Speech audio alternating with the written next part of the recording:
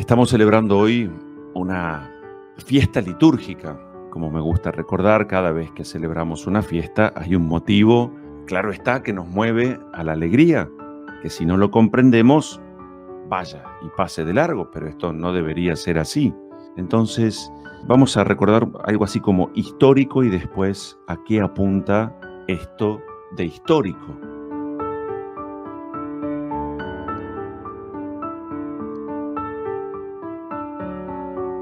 En primer lugar, vamos a recordar que los cristianos durante prácticamente 4 siglos tuvieron impedida la celebración pública y libre de su fe.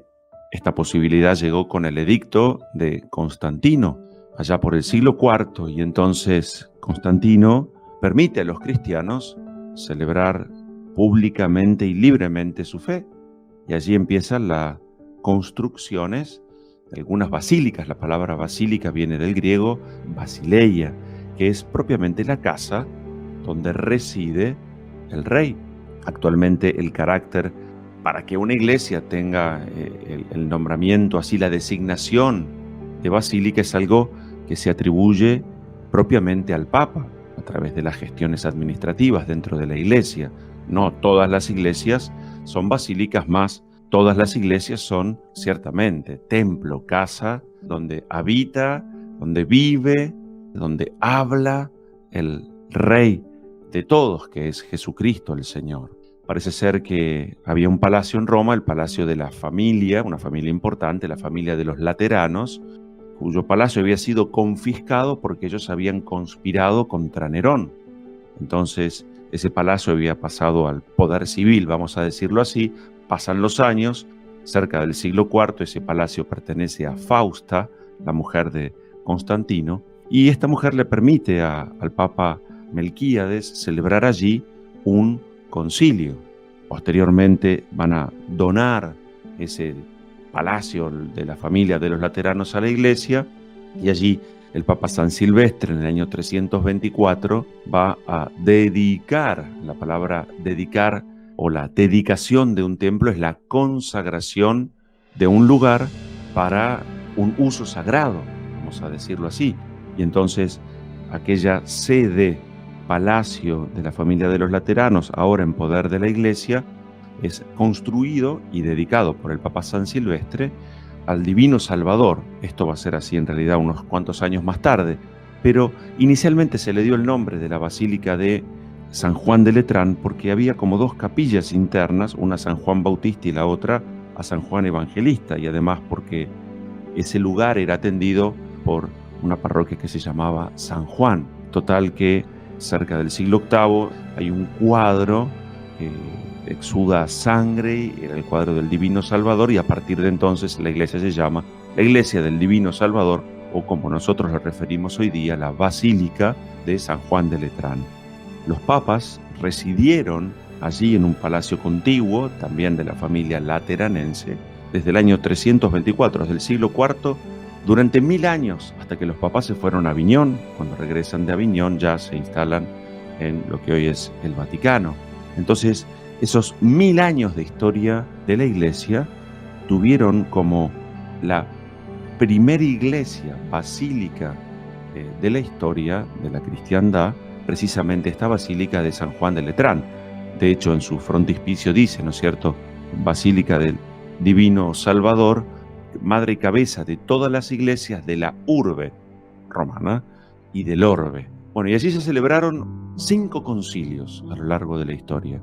Este templo, por supuesto, como ha ocurrido con tantos otros, fue reconstruido debido a que por terremotos, incendios, saqueos, bueno, una y otra vez. Allí se declararon dogmas.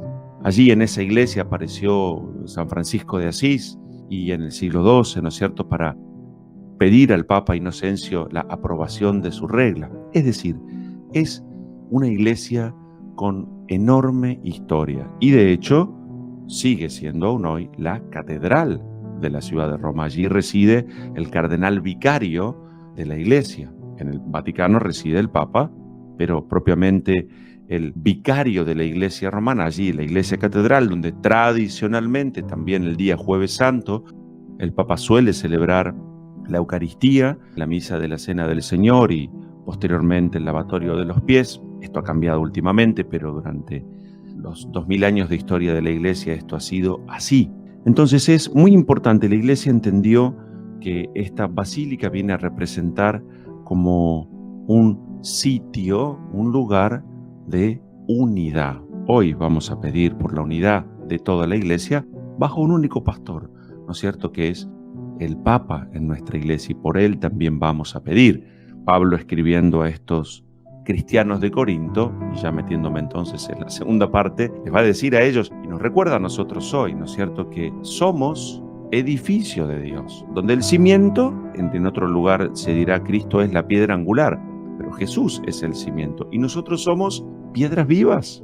Hoy es un lindo día para pensar y dar gracias porque tenemos un lugar donde celebrar nuestra fe. La Iglesia, además del día de hoy, día de fiesta por la dedicación de este templo, recordará el día 18 la dedicación de las basílicas de San Pedro y San Pablo, también en Roma.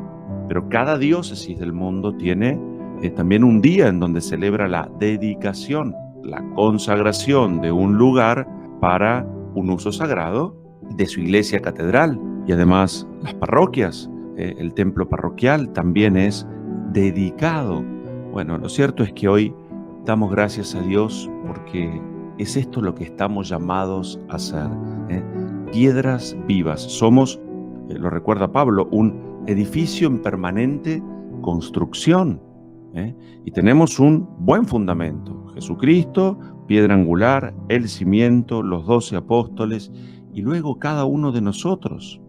Entonces, esa pregunta que hace Pablo, ¿no saben ustedes que son templo de Dios y que habita en ustedes el Espíritu Santo? Todo un planteo lindo para hacernos preguntas, interrogantes, cómo cuidamos este que es el templo de Dios, cómo respetamos y cuidamos nuestros propios templos.